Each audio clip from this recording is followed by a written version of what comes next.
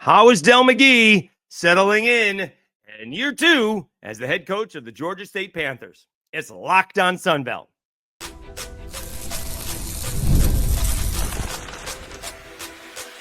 You are Locked on Sunbelt, your daily podcast on the Sunbelt Conference, part of the Locked on Podcast Network, your team every day.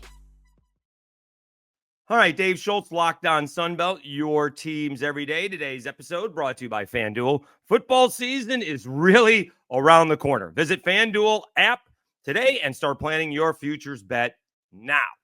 All right, Dell McGee got the job last year at Georgia State under some odd circumstances, timing-wise. Spring practice had already started. So he's putting together a staff, trying to figure out who the players are.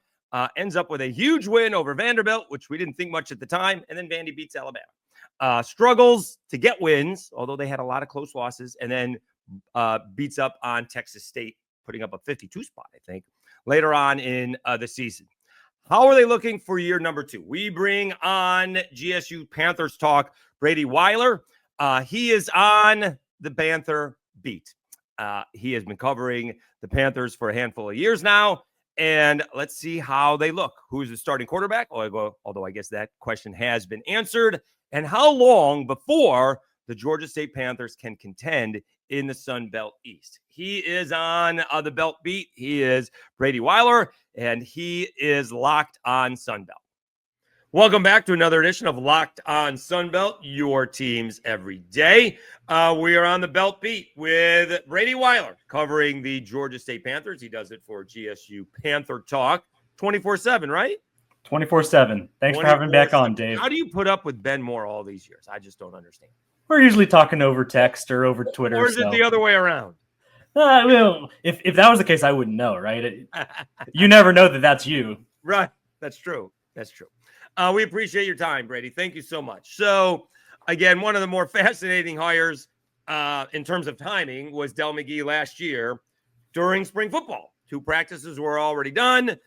Sean Elliott says, thanks very much. I'm going back home to South Carolina. Dell McGee comes in and has to start all over again. Gets a surprising, if not shocking, victory over Vandy. Although at the time, we didn't realize it was that big of a deal because we all just thought Vandy was Vandy, and then Vandy upsets Alabama and actually has a pretty good year, and we were impressed. Then the rest of the season kind of goes the way we thought it was going to go until they blow out Texas State. And so now we have a full year under Dell McGee. Some changes were made. How is Dell McGee settling in year two? Yeah, I mean, it's something he has spoken about, and I think the players have spoken about. Surely he has, yeah. You can tell just seeing them talk at the podium in interviews how much more comfortable they are with each other. You know, there's Dell McGee is not having to come in and learn everyone's name and face. And aside from the people he was with, the 45 players that were on last year's team that are back this year, the players he brought in, he recruited for a long time, or his staff recruited for a long time, whether back when they were in high school or through this cycle brought in as high schoolers. And so there's a ton more comfort level all around. You can kind of visibly see it. And certainly they're not up against where you're getting a team in, getting a staff in, and learning everything all at once in the middle of spring practice. So the obvious answer is yes, everyone is settled in a lot better. And you can kind of tell just looking at them, seeing them through the availabilities we've had. Yeah, because usually when someone like that gets hired as head coach, you know, it's in December. And so you get 2.5 months or so before spring ball. He didn't get that at all. And so what did he mention? You mentioned he's talked about it. What were some of the challenges outside of knowing people's names, trying to put together a football team in a really short period of time? Well, something way back, like in last spring, I think the first time he went on camera in the middle of spring practice, he made kind of an offhanded remark about like all the things you don't know you have to do until you're a head football coach. Well, I think on top of everything else, the last thing most head coaches get to think about nowadays in college football is the football side of things. So I think you have to handle all of that. And certainly whenever job you were in, I'm sure you were more comfortable in it the second year you were doing it versus the first year. And that is certainly the case with what at times must have felt like drinking out of a fire hose coming in as a head coach for the first time, inheriting a roster in flux and having to decide what areas of the roster you needed to improve to be better in year one right away, getting a staff assembled. And, I don't know that, I wouldn't put it as just like the guys who were in the job who were no longer on staff last year were bad.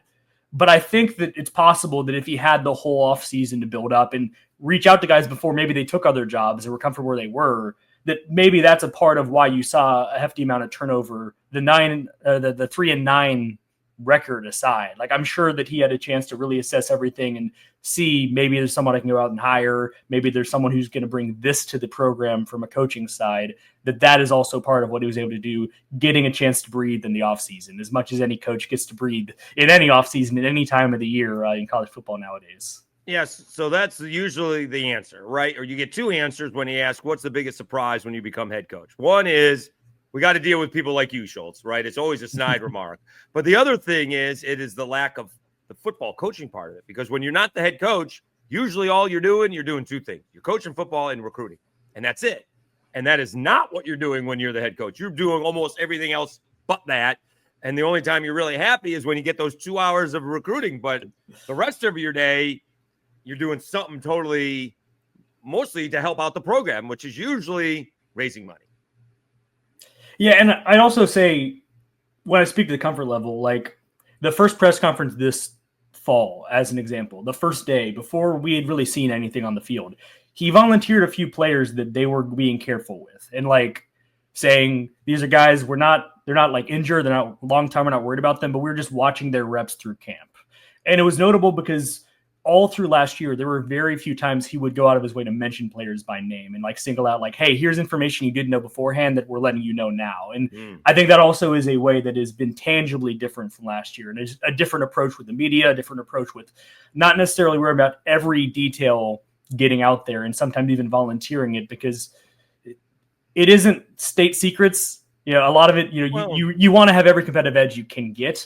But when there's that openness and you're even saying like, we're not that worried about it, but we're letting you know from our vantage point and just getting to know the team as best as we can to cover the team. That's certainly a help. And it also is a noticeable difference from how things were handled last year as he's grown heading into year two as the head coach.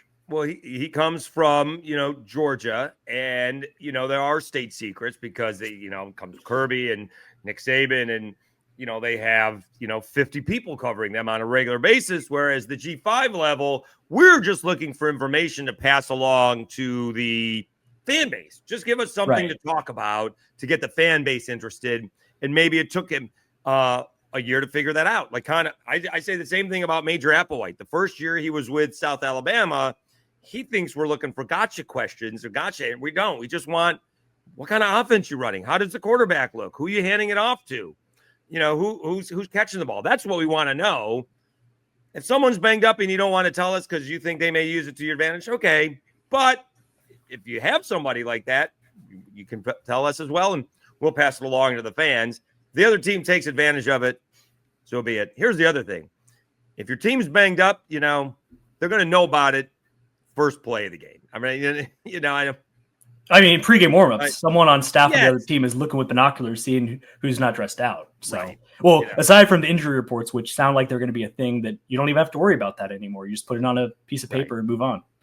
I always ask that when I covered baseball. I would ask the other coaching staffs what their pitchers throw. Are you going to tell the team? I'm like, no, but I got a pretty good idea the opposing batters know what Greg Maddux throws, and they still can't hit him. So, the guys are going to see what he throws in the first three batters. So it's not going to matter if I tell him or not. And it doesn't matter if he's got a good curveball. You can tell him that the good curveball is coming. They still can't hit it. So I'm just trying to figure out the difference between the curveball and the slider. Makes me sound smarter on the radio. Either way, let's take a timeout. We'll come back and continue our conversation with GSU Panther Talks Brady Weiler, who will be the Georgia State Panthers starting quarterback. We'll do that right after I tell you about FanDuel.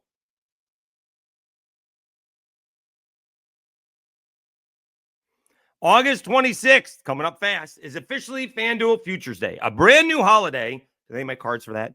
For football fans who live for bold predictions and preseason hunches. For just 24 hours, FanDuel is giving you deals on NFL season predictions. So whether you're calling up your MVP, eyeing a long shot division winner, or ready to crown your Super Bowl champ before week one even kicks off, This is your moment. Visit the FanDuel app today and start planning your futures bets now, because Futures Day is one day and one day only. FanDuel, play your game.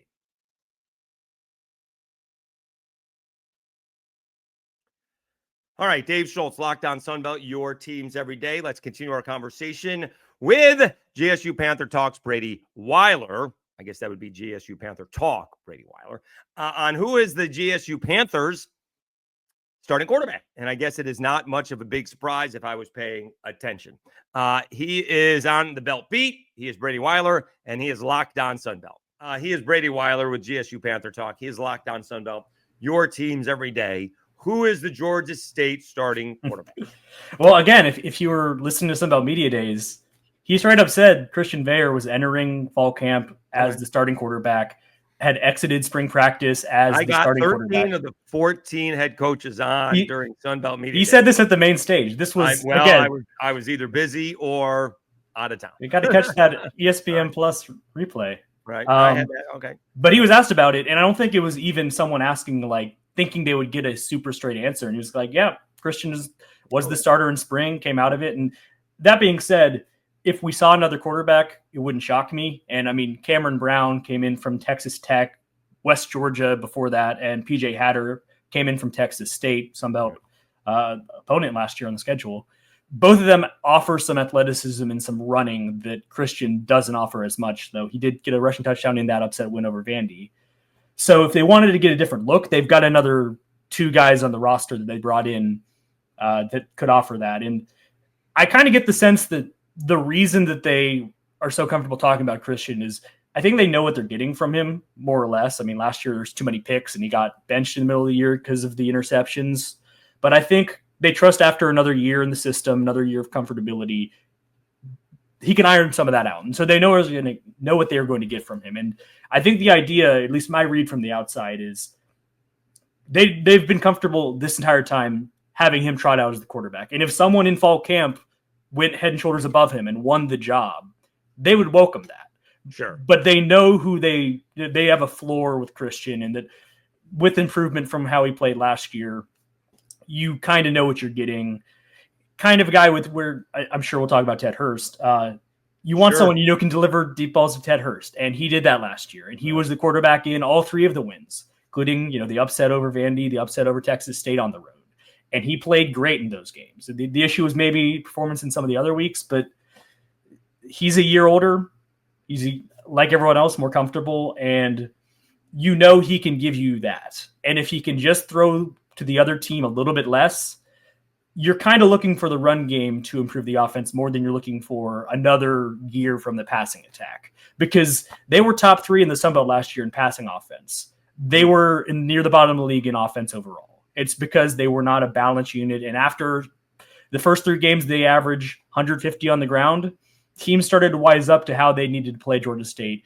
They got one-dimensional, stopped being as successful as an offense. And so the quarterback is always going to be the first thing anyone worries about with a team, not even just an offense, but just with the team. But I kind of think it's all the other pieces, and specifically the run game, the offensive line, that's really going to matter as far as how good this Georgia State offense can be, because you need that dimension to be there. All right. So what does Hue Jackson bring? So did they tailor the offense to Christian Veilleux, or Hue Jackson was promoted from recruiting and analyst to offensive coordinator? How much is the offense going to change, or is it changing at all? Yeah, I don't think it's changing much. The one interesting thing I wanted to bring up, since you bring up Hue Jackson, is we found out earlier this week there was not a long existing relationship between Hue Jackson and Dell McGee. They met last year before he took the job. I think the vibe I get again is that Dell McGee has an idea what he wants the offense and the defense scheme to do, and he wants to have people he trusts that are going to kind of be able to install his vision. And so I don't think you're going to see much of a change. It was kind of the same idea when Jim Chaney was the offensive coordinator last year, and he switches to an off-field role. Hugh Jackson takes the OC job. And so I kind of think it's more of the same, although having said that, if you look at the percentages run versus pass between Jim Chaney's history and Hugh Jackson's, when he has been an offensive coordinator the last few years at the FCS level, he's shaded more run than pass. So I think if there is any difference you'll see, it lines up with what I was just saying about they want to be able to run the ball more effectively and kind of have the run set up the pass rather than have what happened last year, where you're having success through the air, but then when teams are starting to stack against the pass, the offense kind of sputters. So I think what you're really hoping for when you bring in Hue Jackson is a guy who has been coaching offense for decades at this point, a lot of time in the NFL. Certainly, if players know his name, it's that they know that he's a guy who has NFL connections, has been in the league a long time, and that still holds some cachet with the players for sure, is that they're hoping if they're coming to play for you that you can get them to the NFL. But I don't think you're looking at a massive schematic change. I think you're thinking hone in on what worked last year, improve the stuff that didn't, have someone has called offenses before and is comfortable on the headset running things, and letting you just manage the program as a whole. Talking to Brady Weiler, GSU Panther Talk. He's on Lockdown Sunbelt, your team every day. We're on the Belt Beat. You brought up Ted Hurst. Did my memory serves? I could be wrong. Getting older. Memory goes first. Besides the hair. I do have the whole hair, but the color went a long time ago. Did he go into the portal and come back? He was briefly in the portal, yes. Briefly. And then, in December, maybe January, again, you're not the only one. I'm not immune to time being a flat circle at times. Right. He had initially put out a message, I think on his Instagram or on Georgia State, whatever. He was going to be back. Same thing happened with Freddie Brock, running back, tight end, Dorian Fleming. Both of them ended up transferring. Freddie Brock's now at Oklahoma State. Dorian Fleming close to home, playing for Maryland. But then you got the news pretty late in the cycle that, I think Pete Thamel put it out first, that Ted Hurst going in the portal. And then less than a week later, Ted announces he's staying. I think he had certainly some good options if he wanted to be out there. I would think so. Not necessarily unrelated, I think, that as soon as he went back to Georgia State, Penn State grabbed the Syracuse receiver pretty quickly. I know that there why was, don't you? Yeah, Carlos Pena. Yeah. I think that there's not a connection there as far as he's not an option. All right, let's move on. Let's keep looking at the rest of the guys who are in the portal.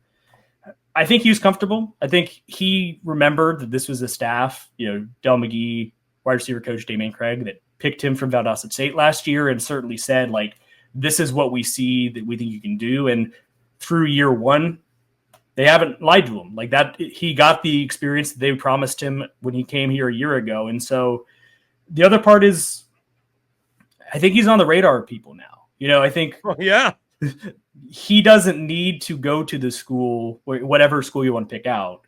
If he has another 1,000-ish yard season or better this year, he's already on the radar of scouts. He can get drafted from Georgia State. It's not a necessity. And sometimes you have these situations where you really can't fault the guy at the G5 or the FCS level for leveling up, because sometimes it isn't a bit unfair. And it's you're not going to get the attention that you necessarily deserve if you stay at the spot you are. But I think with Ted Hurst, I think people are well aware who he is. And you look at the schedule. Right. But that's not why people are leaving these days. I presume Mr. Pena got a little bit of cash. Sure. And, Georgia State's that's the question. Georgia State's had an NIL collective for the last year. And they do. Okay. Yeah. Ted Hurst is not, aside from the scholarship, everything, room and board, Ted Hurst is not going uncompensated for his time staying at Georgia State. So that was the question, because I'm not sure how much NIL, say, Monroe has. But clearly, Georgia State does have a little collective. Clearly, there was a number out there probably that if the money was the only factor, he would have left. Right. I don't think Georgia State could have matched anyone's matching number. Penn State. No, I don't believe right. That. No, right. So, yes, that's always a part of it, but I think you're also thinking a part of the decision to leave is also that I'm going to this place that's going to get me drafted. And I don't know that he has to worry about that. If he does what he does again for a second year at Georgia State, I think he'll have his name called. Couldn't tell you what round, but certainly he's got the NFL's attention, and he's got a couple more games this year. The Ole Miss game will be the first game that people getting ready to make decisions in the draft turn on to see how he does. So right away, week one, he's got an opportunity against SEC defense. He's got another one with Vandy later in the same month. That there will be those games on the schedule that if he's able to do what he did last year, he will continue to have those eyeballs on him as it builds towards the next offseason as he's getting ready for the draft. Yes, of course, there's more scouts at those games. Absolutely. There's also something to be said, to be doing that against, for lack of a better phrase, lesser competition. He has a chance to dominate the Sun Belt, whereas he might just be another receiver in the SEC. Sure. And I always bristle a little bit with it because it's like you'll see a guy level up and not see the field much, and people will be like, see, he's a G5 guy. It wasn't cut out. But there's plenty of examples of guys who get the opportunity to level up and thrive. I think we'll see a few of them this year. People who made that decision, I think it will work out for them. But there is the cautionary tale. And I don't know if it's something that – I don't know how ruthless this staff gets about with former players, but I'm sure they are noting for themselves when they're having these conversations, how well did this guy do after he did transfer? So we can turn to the next guy and say, look, the grass isn't always greener. We can get you, you will get this production. And it's something they talked about when Dorian Fleming left of he even said at the podium, we've got a tight end that got 50 catches, however many yards last year. We can sell that to the next guy to say, we've got this amount of reps if you come in and do the work, and you'll either go to the next level or you'll get a chance next year to go to a place like Maryland, like Dorian Fleming did. And so kind of you're always going to turn it around to your own advantage. There's no way that you're going to have a coach say that, yeah, I'm beat. But end of the day, it is a big boon for Georgia State that Ted Hurst did stay, especially because others guys did not. And it felt like a real, it would have been a gut punch. If you have 3 guys announced they're staying, end up not staying and playing for you next year. I think you kept the most important one because I think Ted Hurst was your best player on the team last year, and he's coming to come back and play in blue and white again in 2025. Agreed. Let's take one more time out. We'll come back and wrap up our conversation with Brady Weiler from GSU Panther Talk. How long will it take Dell McGee to get the Panthers into contention in the Sun Belt East? We'll do that right after I tell you about Rougiet.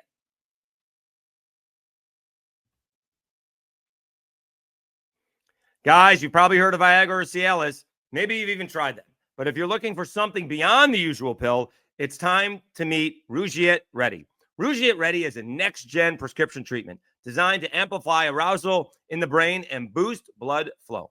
Unlike the usual pills that can take hours, Rougiet's 3-in-1 formula dissolves under your tongue and kicks in fast, on average in 15 minutes. Effects can last up to 36 hours, so you can stay confident and in control when the moment is right.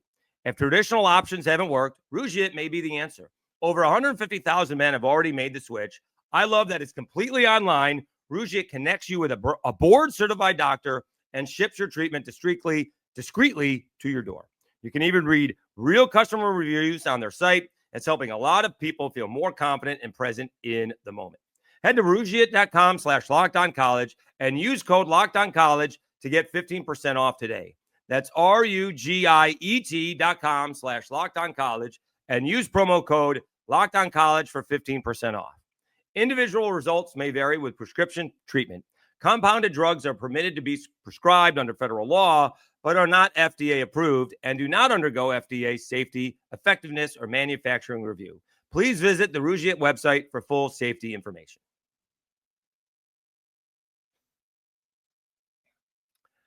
All right, Dave Schultz, Locked On Sunbelt, your teams every day. Let's wrap up our conversation with Brady Weiler from GSU Panther Talk. He's only in year 2, but he just had the best recruiting class in the Sunbelt. How long is it going to take Dell McGee to get the Panthers into Sunbelt contention? He's on the Belt Beat. He's Brady Weiler, and he is Locked On Sunbelt. We're talking with Brady Weiler from GSU Panther Talk 24/7 Sports. He is Locked On Sunbelt, your teams every day. All right, how long is it before Georgia State does contend? So this year I'm looking for that kind of ULM improvement from last year. See if they can get to that 4 or 5. Boy, a bowl game would be really impressive if they got to 6 wins. It does take a little bit of time, trying to build a team, even with the transfer portal these days. Very rarely do you see a Butch Jones kind of deal where it takes, 3 years to get to a bowl game and 4 years to win a bowl game. So, and I know they got the number 1 recruiting class, but it's tough to rely on a bunch of freshmen to come in and make a huge impact. And then at the same time, it's tough to rely on those freshmen, all of them, to stick around for 3 years, right? If you're lucky, if you get half of them to graduate from your school. So we'll see where those guys are in 3 years. But I would look for them to get to that 4 or 5 win total. Anything more, I think, would be great. And then maybe next year contend in the East. Where do you see the process is for Georgia State heading into 2025? Yeah, I mean, I think they will be improved and have an improved record this year versus the 3-9 last year. The issue you run up against is what I already started talking about. You go to Ole Miss, you go to Vandy, you host Memphis in the non-con. So in a lot of outcomes, you will exit the first month of the season 1-3, and then you start at home, but against James Madison, App State, at Georgia Southern. So in not too crazy a world, are you 1-6 through the first 7 games? And that would just be, if you want to make a bowl, congrats. You have to win the final 5 games with absolutely no slip-ups, to say nothing of where the team's mindset is at that point, losing 6-7 to start the year. And it's certainly not a guarantee they do that, but it just kind of illustrates the schedule is a challenge. And if they were going to Middle Tennessee State in the state of Tennessee, taking a little bit less of a trip up Tennessee, stopping Murfreesboro, playing them instead of Vanderbilt, you'd feel probably a little better because you can talk yourself into 2-2 and non-con a lot easier. So it's going to be a better team. App State. We'll see what App State is like. Sure, right? That game is in Atlanta, not in lovely Boone, North Carolina. I know App State's got the reputation, but that's a new staff. We'll see what that quarterback situation is like. Dowell Loggins is, he's where Dell McGee was last year. He's coaching for the first time, so we'll see where that is. It's very impressive during Sunbelt Media Days, but we'll see what that's like. It's certainly the one of those I mentioned that probably feels the most gettable, especially because it's at home. But Georgia State has never beaten App State, so ask any Georgia State fan, and it'll be a win pigs fly moment when they beat App State because it feels so unattainable. So that's the undercurrent of that particular game. But I do think as you look at the first 3 conference games, that's probably the one you hope you can get. And they lost some 1-score games. They lost a 1-score game to App State and Boone last year. They lost a 1-score game at home against Old Dominion last year. I guess no prizes for being in a 1-score game with Old Dominion. They play a bunch of those, but they weren't that far off from even being 4-8, 5-7 last year within the games they played. Like they led in that fourth quarter against App State. So I wonder if the temperature of this team from the outside feels different. If you can just put a little bit of a better record on there, it's like, they went 4-8, but they went to Boone and won in the year where App State was down. Like it feels like the 3-9, if they didn't have the wins against Vanderbilt and Texas State, people looking at this team, looking for some positives, wouldn't have a lot to hang on. But I think that they'll be better this year, the schedule aside. And it might be a case where you're hoping to maybe schedule a bit lighter in the non-con, not play 2-power conference in Memphis in future seasons. And you just build and keep the positive momentum going, whatever that looks like. Like I've got my schedule prediction for the entire Sun Belt coming out next week. So I'm no peak on that yet, but I could see Georgia State having a losing season again this year and it not necessarily being kind of a death knell. Like it could be a improved product and they could only be like 1 or 2 wins better. And that'd be a perfectly plausible way the season goes for Georgia State.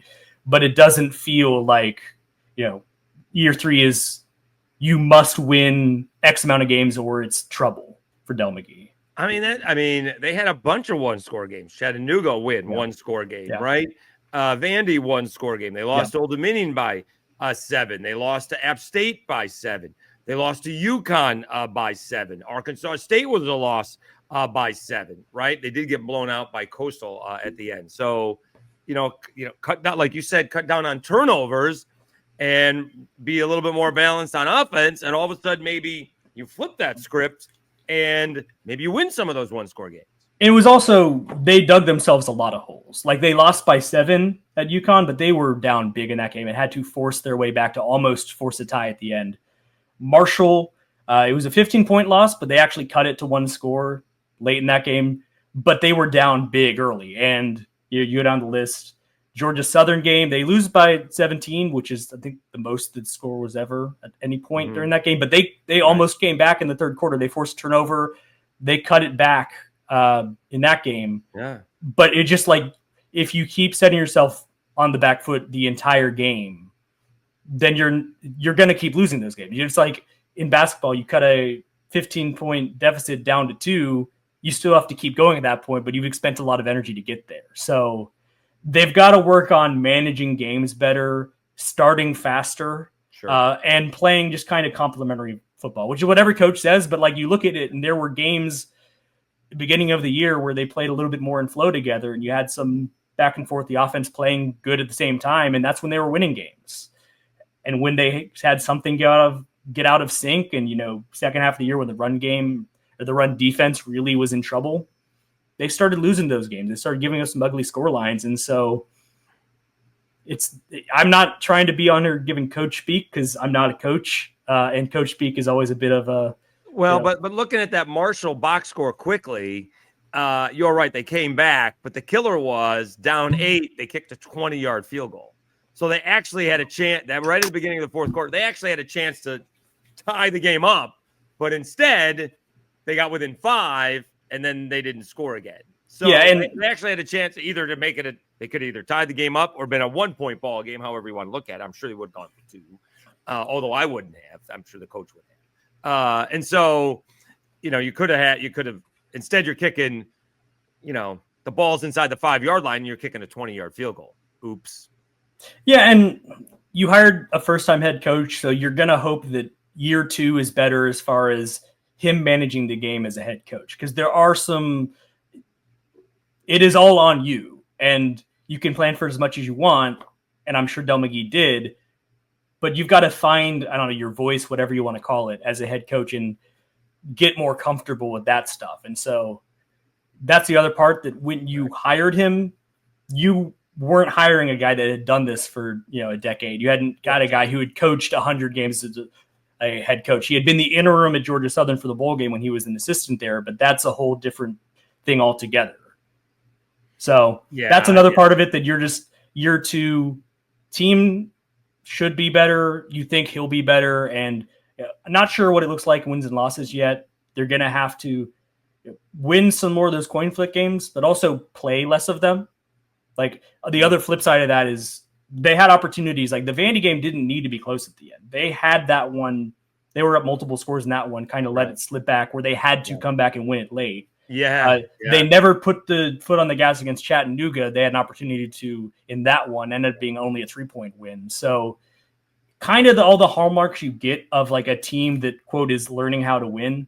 Right. And this is a team that had been making bowl games regularly under Sean Elliott, but the team that Sean Elliott coached wasn't really there when Dell McGee got there. Like, It was already going to be kind of a transition season anyway with that staff, and then they left. So this staff, the team that was assembled last year, had to take some lumps, had to figure some stuff out. But like I mentioned near the beginning, 45 guys are back from that team, and they actually return per Phil Steele. So I guess this melds some returning starters for this team, some not, but 13 returning starters, I believe, is the number. Mm-hmm. So like, I think a lot has been said about like who Dell McGee brings in with the recruiting class, the transfer portal, but I actually think in some spots continuity is there. Like Deuce Lewis, Henry Bryant, Ian Matthews were all there on the defensive line last year.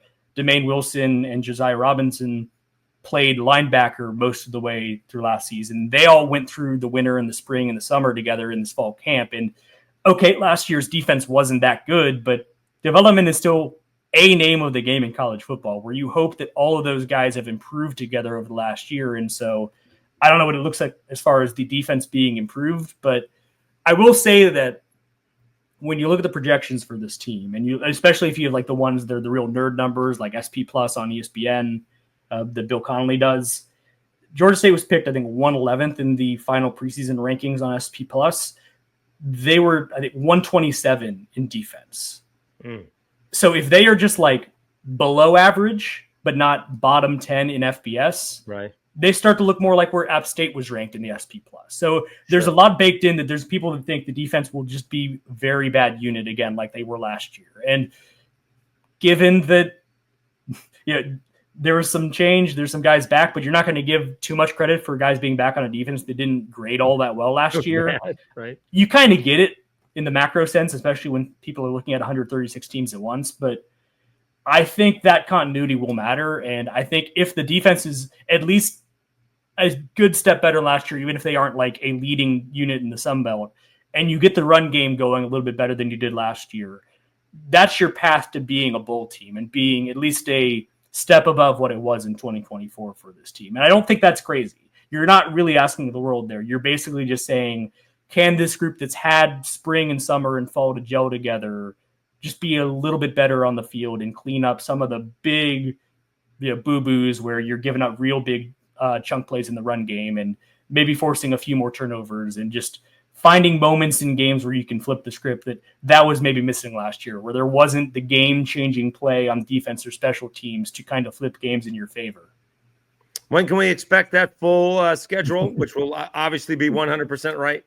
Yeah, I think I'm putting it out next Monday. I did the first piece of it where I was ranking the opponents on Georgia State's schedule, which that came out this past Monday. And then I went on whatever it's called, the playoff predictor, and literally just kind of gut feeling to every game for every team. So that'll be out next Monday. Did position previews for all the positions for Georgia State over the last month and change. So that's up there on Panther Talk as well. If you want a little more specifics than what I just went into talking about the team. And we're not that far from toe meeting leather. Season starting. By the time we will be less than a week by the time this drops on Friday. App State and Charlotte will be opening up on Thursday in Charlotte, as it turns out. He is Brady Weiler. He is part of that GSU Panther Talk. He is a saint putting up with Ben Moore on a regular basis. Appreciate your time, Brady. Thank you so much. All right. We appreciate you coming on Locked On Sunbelt. Have a great season. We'll catch up to you sometime during the year. Thank you so much. You too. Thanks, Schultz.